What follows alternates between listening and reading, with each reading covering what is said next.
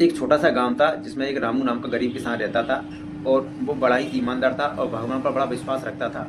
लेकिन उसकी हालत बहुत ही ख़राब थी। गांव में सूखा पड़ गया, खाने के लिए अनाज तक नहीं था। तो वो भगवान विष्णु का बहुत बड़ा भक्त था। तो एक दिन भगवान विष्णु ने कहा कि आज चलो इस भक्त की परीक्षा लेते हैं।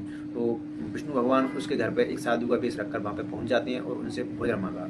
तो रामू के घर में खाने के लिए कुछ था नहीं। तो वो खाने के लिए जैसे ही बैठा तो उसने अपने खाने का जो हिस्सा था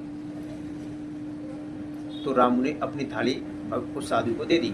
और उस साधु को देने के बाद में भगवान ने वो खाना खाया। तो भगवान ने कहा कि रामू, मैं आपकी भक्ति से बहुत प्रसन्न हूँ, अब तुम्हें जो वर चाहिए वो आप वर मांग लो।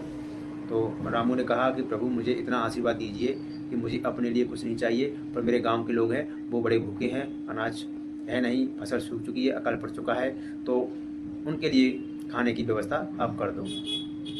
अब वो तथास्तु कह के वहाँ से गायब हो जाते हैं। और अगले ही दिन खेतों में हरी फसल उगा आती है और नदियाँ बहने लगती हैं, बरसात हो जाती है, चारों तरफ हरियाली हरियाली होती है।